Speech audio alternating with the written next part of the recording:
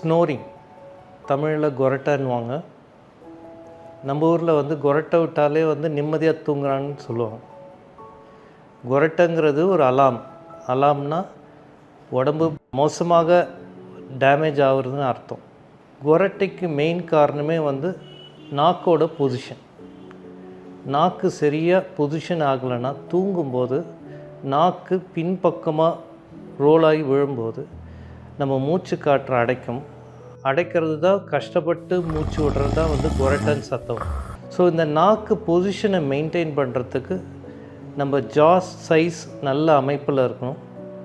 ஜா size நல்ல அமைப்பில் இருக்கணும் ஒன்று. ரெண்டாவது பல்லோட அமைப்பும் இதுக்கு முக்கியமான காரணம். மேல் தாடையும் கீழ்தாடை பல்லும் நல்லா விரிஞ்சு இருந்தாலே நாக்கு ஃப்ரண்ட்டில் நல்லா வாயில் இருக்கும்.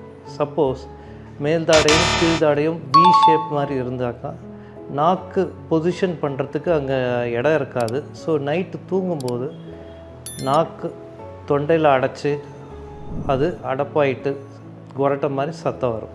ஸோ நியூரோமஸ்குலர் டென்டிஸ்ட்ரியில் இந்த ஜா பொசிஷன் சொன்னல விரிவடைச்சு நாக்கோட பொசிஷன் ஒரு நல்ல பொசிஷனில் ஃபார்வர்ட் பொசிஷனில் இருந்ததுன்னா நம்மளோட மூச்சு குழாய் அடைப்பெல்லாம் சரியாயிடும். நாக்கோட பொசிஷன் கரெக்டாக இருக்கும்போது கொரட்டை கொஞ்சம் கொஞ்சமாக கம்மியாகும்.